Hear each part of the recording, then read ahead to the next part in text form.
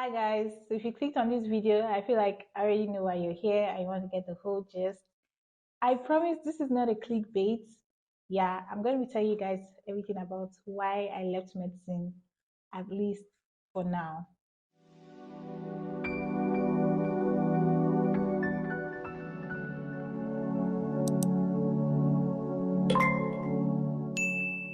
So if you don't know me already, I'm Dr. Favor, and here's a little bit of my background story. I'm a medical doctor and a beauty and lifestyle creator based in the US. I got my undergraduate degree in China. I stayed in China for about 5 years and came back to Nigeria in 2020 for my clinicals. And my clinicals was supposed to last about 18 months, but I think I was out of time because I didn't get into the system early. So I spent about 13 months at a teaching hospital in my hometown. So after this, I graduated in 2021, July 2021. I couldn't go back to China because of COVID and the restrictions and everything. So they basically just sent us our certificates wherever we were. So immediately after I got my certificate, I started preparing to write the Nigerian licensing exam. Now to prepare for this exam, it took me about 5 months. It took me about 5 months to prepare for this exam. So I wrote the exam in November 2021. I did my housemanship for a year and then I continued practicing as a medical officer until January 2025, where I quit my job. I quit my job, I packed my things, and then I moved to the US, not as a doctor.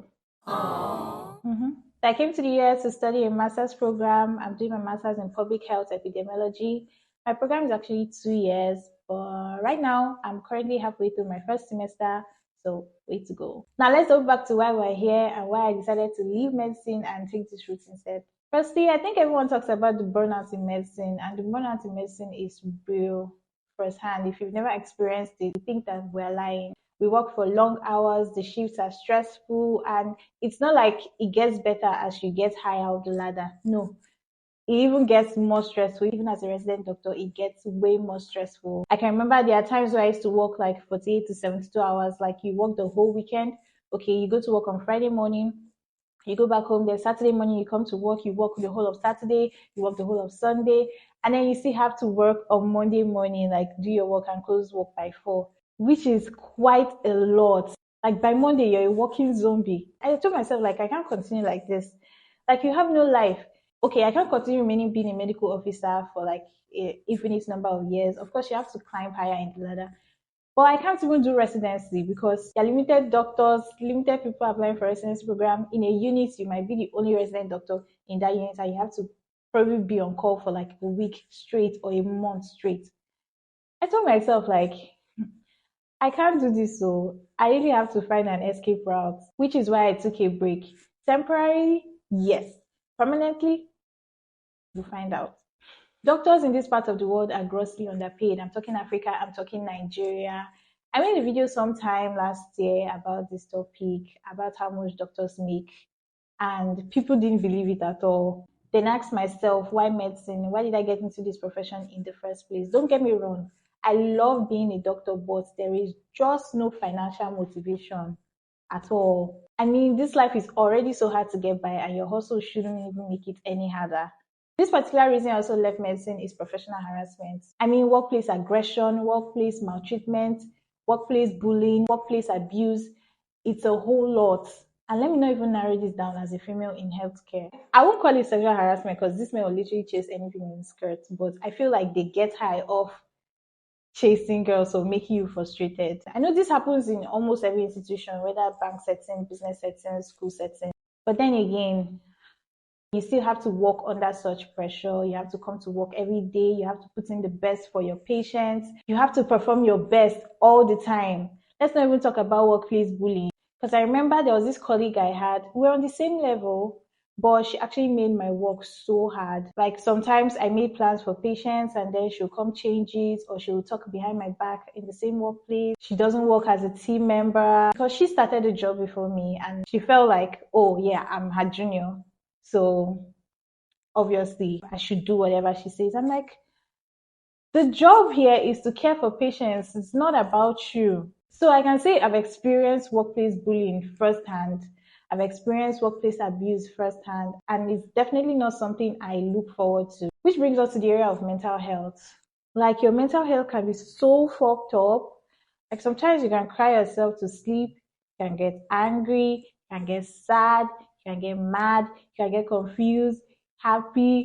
All these emotions in a single day or in a single hour, you can feel everything all at once. I feel like some people don't really get out of it and they just continue living. And honestly, it was really toxic for me. Next is exams.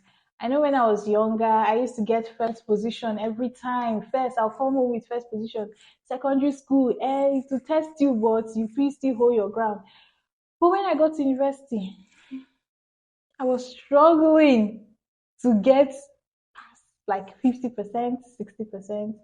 If I get 70%, I'm like, Jesus Christ. Like exams just kept getting harder and harder and harder and harder. And it doesn't even make any sense. You need to keep writing exams every step of the way. When I came back to Nigeria, I wrote exams to be a licensed doctor in Nigeria. Okay, good and fine. I said I want to leave Nigeria. I wanted to go to the United Kingdom. I had to take the PLAB 1 exam, and it took me about 9 months to prepare for this exam to ace it in the first sitting. Now, let's not talk about people who read that much and actually don't make it. The expenses, that one is a different level. I know medicine is the same, but it's different in different countries. So whenever you want to practice in another country, I mean, as a doctor that is licensed in Nigeria, I can't even practice medicine in Ghana. It's that bad. So for every step of the way, you must actually write an exam. And honestly, it can be draining, it's mentally exhausting, and I want to take a break of writing exams for now. So, am I really quitting medicine? Well, I guess for now, no medicine for me. And since I'm taking a master's in public health, I'll be considering roles in public health to work as a public health professional and basically relieve myself from all the stress. Okay, guys, thanks for listening to my little tech talk stroke rant, and I hope to see you in my next video. Don't forget to subscribe and comment about your experiences as a healthcare professional if you continue this journey as a medical professional, or you're interested in branching out for a little bit or for a little while, or if there are any opportunities out there for medics or health professionals to get into. See you in my next video. Bye.